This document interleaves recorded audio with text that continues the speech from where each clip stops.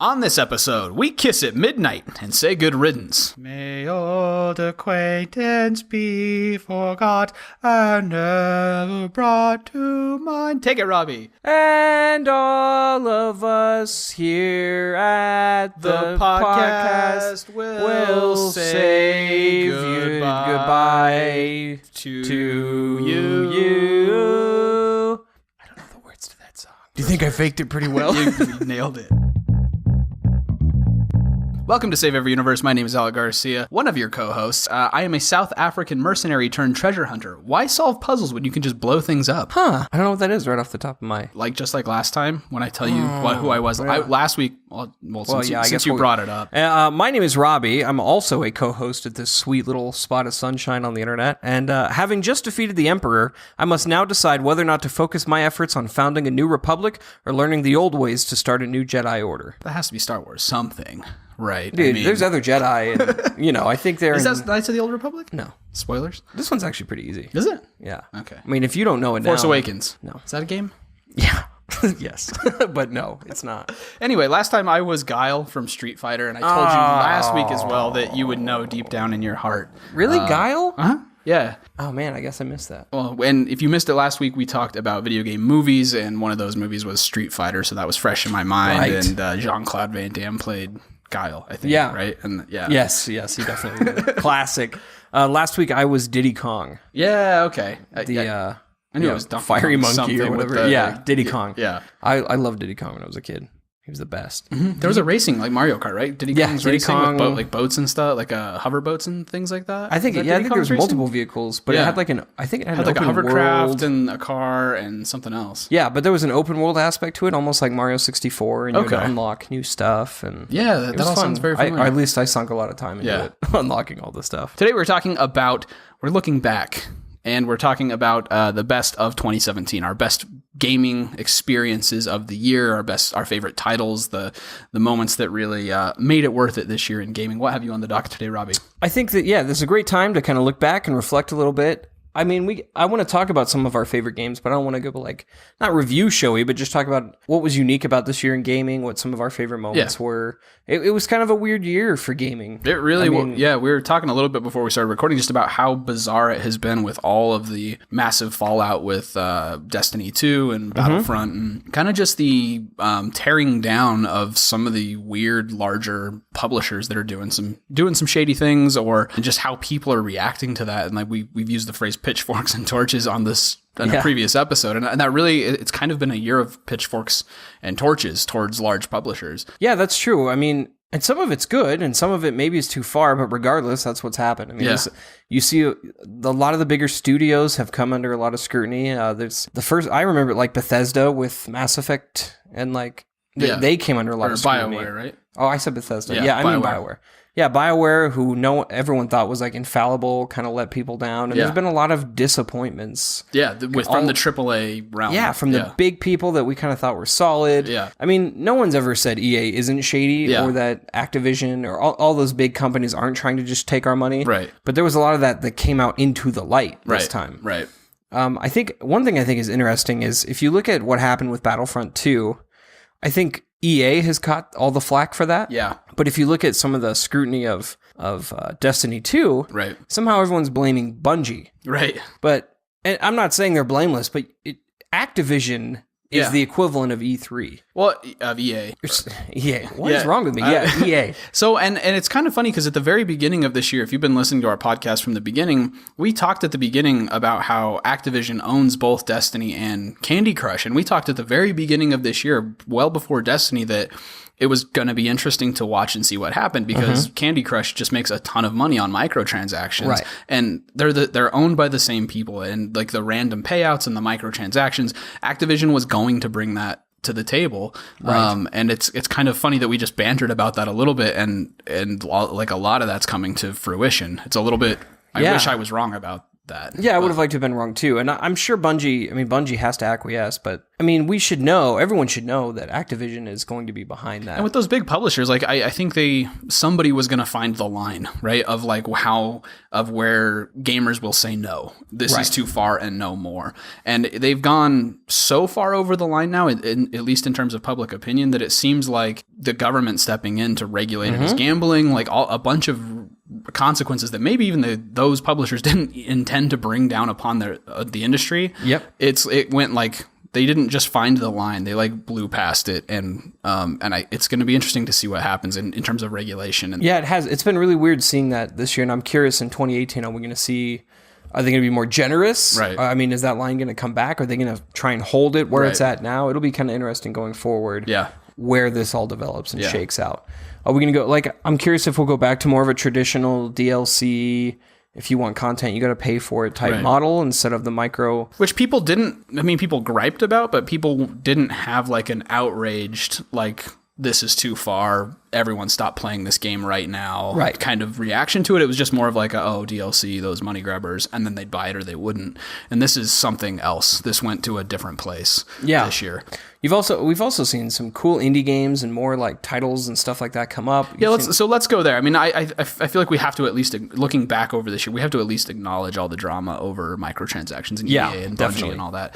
But yeah, let's turn the page over to something more positive, and let's talk about what were some of your favorite gaming experiences, some of your favorite gaming moments, your favorite titles from this year. Yeah, okay. Well, so this may be silly, but one of my favorite, there was an expansion to Final Fantasy XIV that came out, Stormblood. Okay. And I enjoyed it. I think, like, in terms of story and stuff, I enjoyed the previous one more, Heavensward.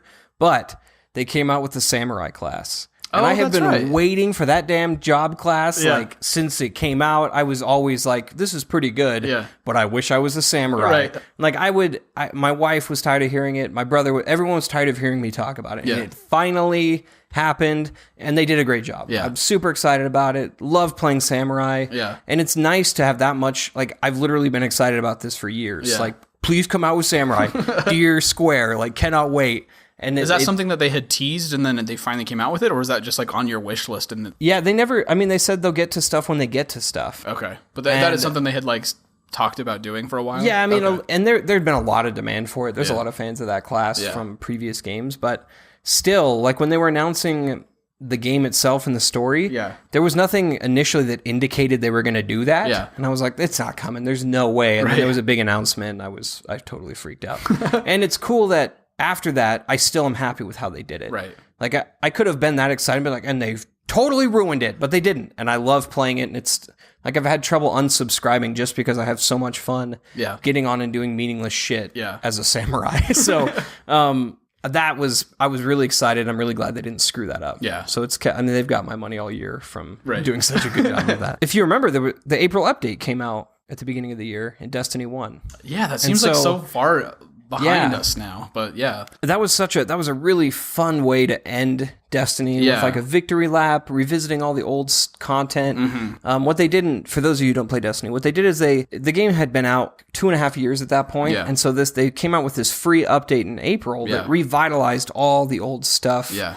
Kind of brought forward a lot of the gear. Made it fresh to play back through strikes and raids and those kinds of things. Yeah, and they added new challenges to the old content. It was a victory lap. It was very cool. It was a victory lap, and I enjoyed the hell out of it. I can keep going, or do you want to talk about a couple? One of mine, I think, from what I can tell from like looking at top games of the year, like all the different lists that everyone's put out, I think obviously Breath of the Wild and Horizon Zero Dawn are on the top of a lot of people's lists. They did such a good job of not just making good open world games like you were talking about before, but sort of just bringing something new. It was like they reinvented Zelda, and it really deserves the Game of the Year awards that it's won so far. It was a fantastic, marvelous game. And just in terms of personal experience, like playing it on the Switch, playing it handheld, being able to pick it up and put it down and just play it. I played that thing for like 3 or 4 months just straight, just playing Zelda.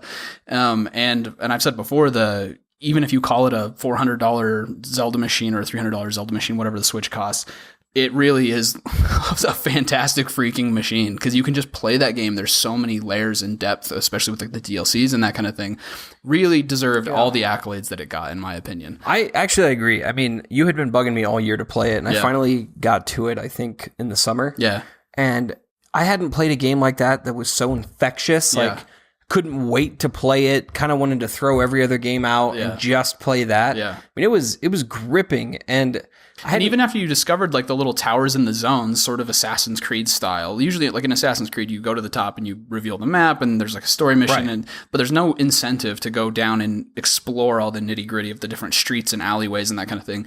And in Zelda, it's like just that's the very beginning, and you really want to go into every lake, into every canyon, into every mountaintop, and because there's always something there, you can just keep exploring that game. It's so cool. Yeah, exactly. I mean, I felt like I've been playing games that were focused on like leveling up and grinding out gear or getting loot drops of some kind for years. Yeah. And this is the first game, like I haven't played a game like this in a long time that like captured that desire to explore, like just to see what was there, just because it was there. Yeah, and not a game where you just feel like you're grinding for the other achievement or getting that like that addictive grind. It didn't feel like that. It was a joy of discovery and a genuine joy of discovery and exploration. Yeah, it was really which is cool. rare in games now, I think. Yeah, it was a really good game for that. I got a little bit of that this year as well with Fallout 4, and even though that game came out before, I didn't have the chance to play it until this year. Well, which is a good time to get on it with all the getting like the full Game of the Year expansion. Yeah, I wanted to wait until all the DLC had come out, and so I bought like a bundle finally to get the whole experience. And everything. Yeah. So I mean, and even though I did enjoy Fallout 4, and it's a cool world, and I love the Fallout universe. Yeah. It still didn't capture me like Breath of the Wild. Yeah. That sense of wonder and exploration. And Horizon Zero Dawn too. I mean, I don't think it quite gave me that same sense of exploration, that grandness or anything like that. But it did so many other things right. The story was fantastic. The main character was great, but the combat was so unique, and the monster design with the dinosaur robot things and all that stuff, and the combat was just a blast. Combat was cool. But the story was really, really satisfying. It was a rich, complex world. It really took an open world game and really just executed a ton of stuff really perfectly in a fresh, unique way. It was a beautiful game. I didn't get the chance to beat it, but it's a beautiful game. The ending was great. So I haven't gotten a chance to play the DLC, but I assume it's great as well. I realized this year was my foray into the Battlefield universe because of you. I mean, you dragged me into it, but I finally got into Battlefield, and it's funny because I've tried in the past, and I just was meh. I think Battlefield 3 was the one I put in, I don't know, 15 hours. Like Battlefield, just couldn't get into it. Terms of like gaming experiences, like memorable just moments, even if it wasn't with a new game. Playing Battlefield 1 together was just a blast. I mean, it was so like white knuckle, like intense and gritty, and like that World War I trench warfare feeling of like the sound design in it and everything. Man. Being in a tank and being shot at, like the pinging of bullets off of stuff, like it was intense. Yeah. The dirt being shot up, like just mortars kicking stuff around, like it was intense. Like I felt like I was in a war movie the whole time. And while the game didn't come out this year, the DLCs that did come out this year with like the snow fields and I mean, there was a really good sense of wonder and that kind of thing, of like really being somewhere new in those maps. And I think they did a really fantastic job. I felt like, and this is probably because I'm not like a seasoned Battlefield. Yeah. I honest to God had moments where I was like, I bet this is what like a scared ass 18-year-old guy out on the war field felt like, because I was like, I don't know what's going on, and people are like, you kind of want to hide in a trench. Yeah, I just wanted to hide, push forward, and bullets are whizzing over my head. I was like, is that real? Was that just part of the effects? Like, fuck, I don't know. Like, it was intense. Yeah. And if you've never played Battlefield before, I would say that because I've been playing it since Bad Company 2.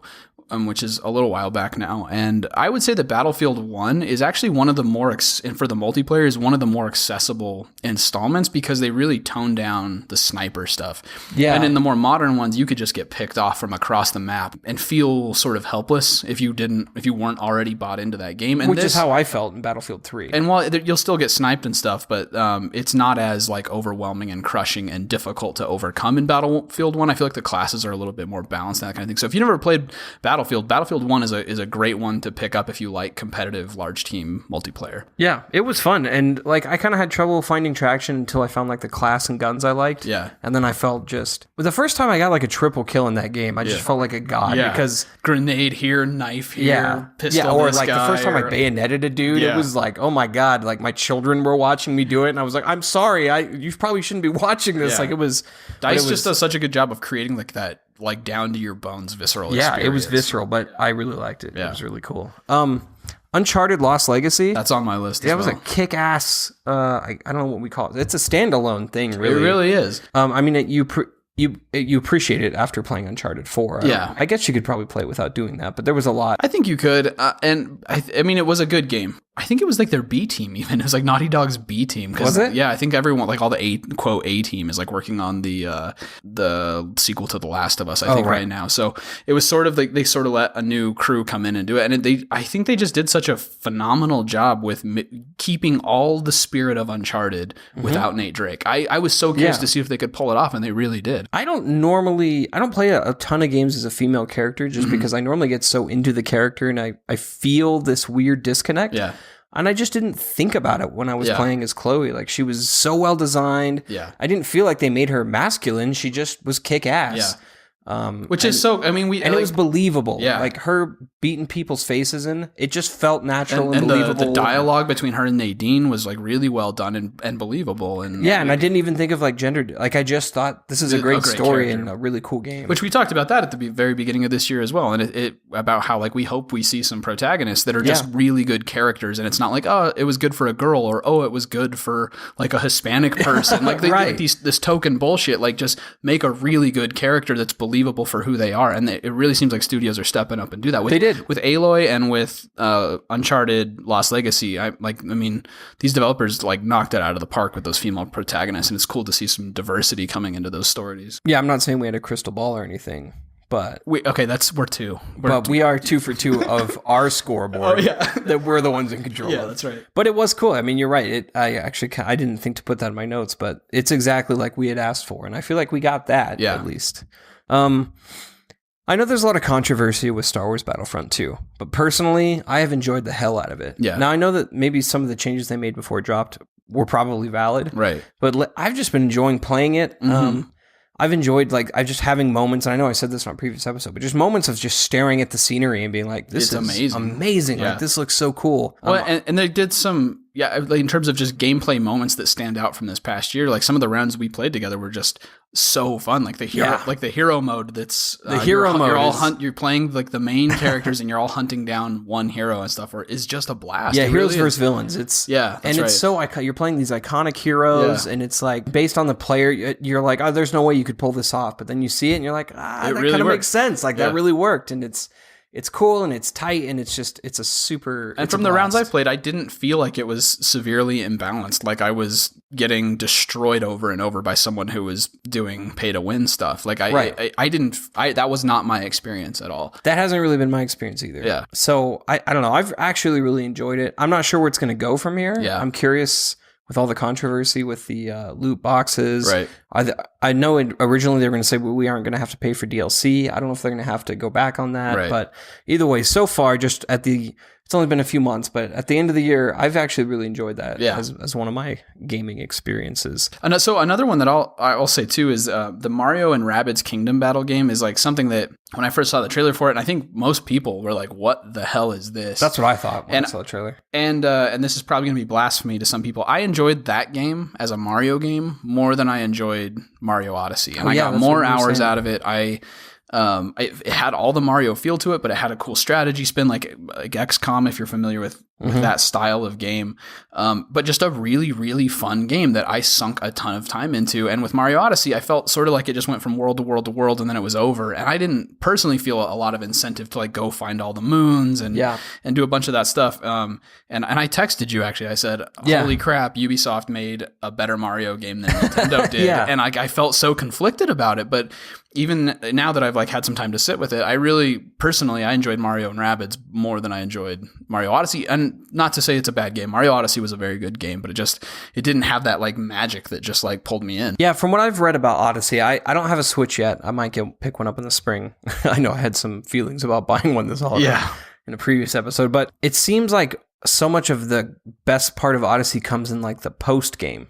Like a lot of that stuff. So if you're not into collectible stuff, which I'm not sure if I would be either, it seems like the game... To me, it felt like you really had to be sort of a completionist type person to enjoy it. And like the story was cute and it was like fun, and the hat on the stuff, like it was all fun. It was a good game, but it felt fat, like it was fast and then it was over and then it was all just about collecting a bunch of crap. Yeah. And that's not my type of game. Yeah. And so I enjoyed Mario Rabbids quite a bit more. Yeah, I'm not normally in these Mario games as much of the gotta get every star. Right. Like I beat all the levels, but after that I'm kind of like, well, I'm done. Like in Mario Galaxy, I think I just beat the game and was done with it. So one of the really cool, not to get too mushy, but one of the coolest experiences of this year for me was my oldest son has started playing video games with me. Yeah. And like just being able to like beat games with him. Yeah. Like I think I said, we beat Rayman Legends. Mm-hmm. We beat Yoshi's Woolly World. We've almost beaten Mario 3D World. Nice. He and I like play Zelda together a lot. Yeah. I help him with parts he's stuck on. He loves to watch me play.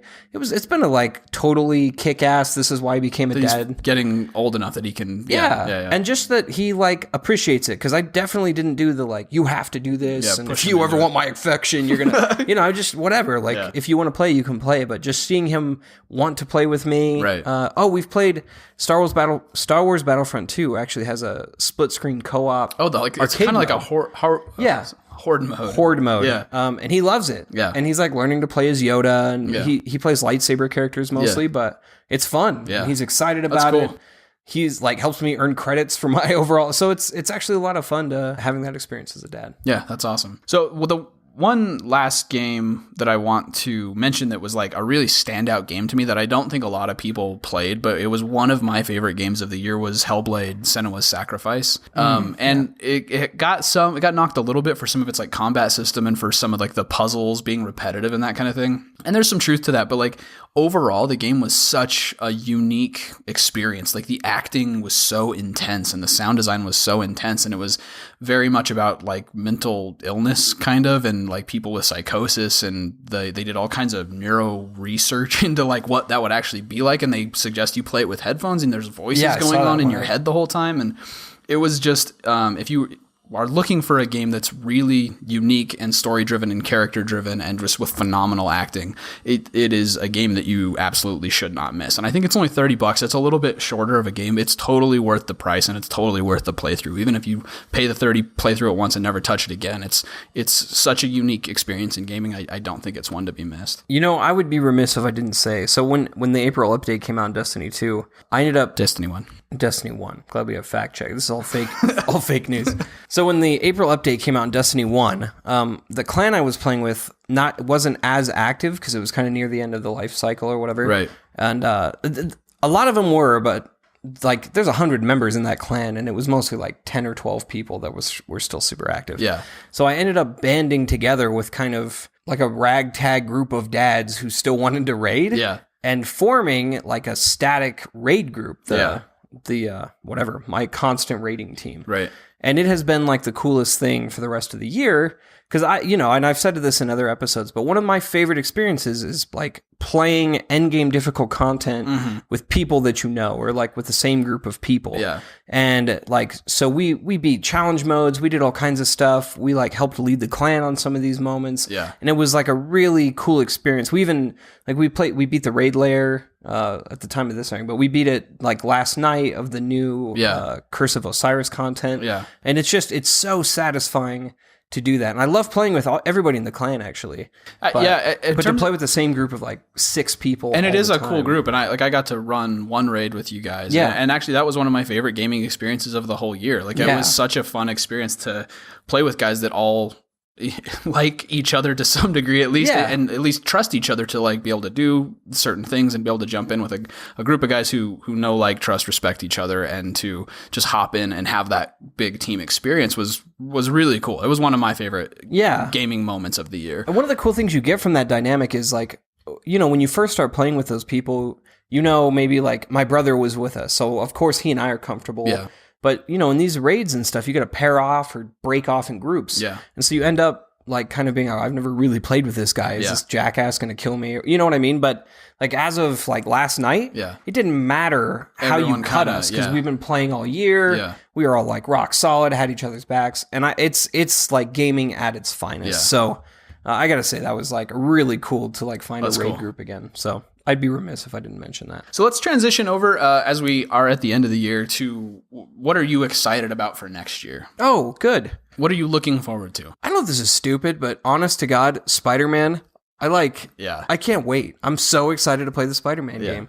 I should be more excited about other things. Like I don't know what it is, but I probably the childhood. Spider-Man's my favorite superhero. Oh, I mean, we said that around E3 time as well, though, that it looks like the game that we wish we had when we were kids. It looks like they nailed the spirit and the fluidity of the movement of Spider-Man. It's just it looks like so cool. It looks amazing. I've been trying to rein in my expectations because like I can feel the hype growing. I'm like, I don't want to be let down, but I'm like losing control. I'm like, I don't care, man. I just want to play. It looks so kick-ass, so like adrenaline. Yeah. That helicopter chase, I think it was like a 10-minute gameplay over the summer or whatever. Yeah. Like I was gasping at parts just watching the video, and I was like getting my adrenaline pumping. Yeah, same. I wasn't even playing. Same here. It was like watching a movie or something. So I gotta say, I am like stupid excited for that game. Yeah, I think the whole first half of 2018 is going to be really good. Like we talked about in our Christmas episode, a lot of this Christmas is like not really a big release time anymore, and the spring into the early summer is really where like A Way Out, and like I'm excited. A Way Out looks a lot really of the cool. stuff that they pushed at E3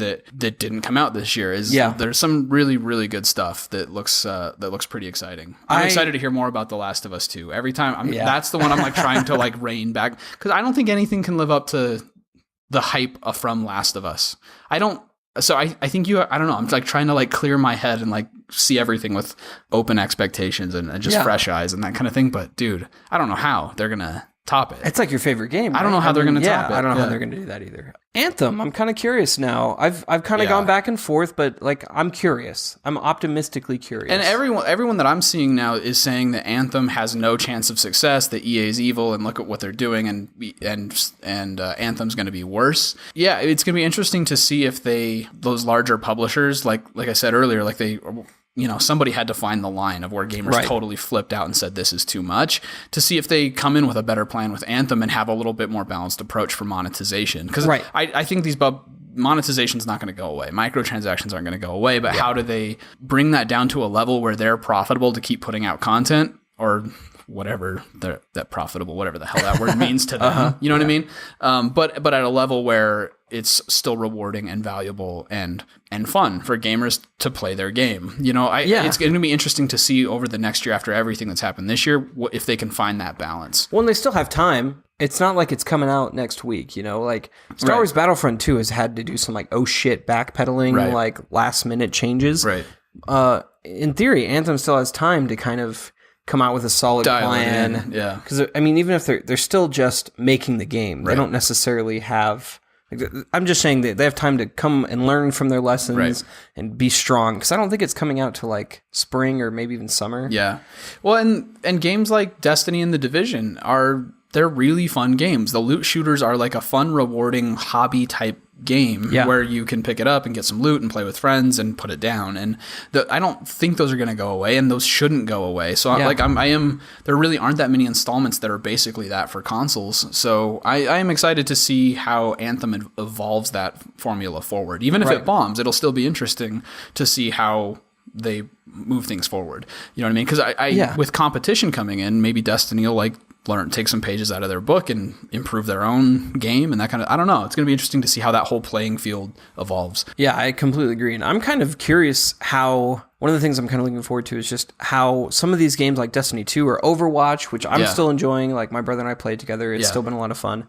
Just what they continue to do. Right. Is there like a shelf life? Yeah. Is there do we need to have an Overwatch 2, or are they just going to keep making content? Yeah. So I'm just curious to see over the cycle of the next year. Because that really, we were talking a little bit before we started recording about how Rainbow Six Siege's player base is almost as big as Overwatch's now, and Right. But there was so much backlash and drama with Rainbow Six Siege and the Division both, and both of those games have had resurgences because they stuck in and made improvements and continued to evolve the game.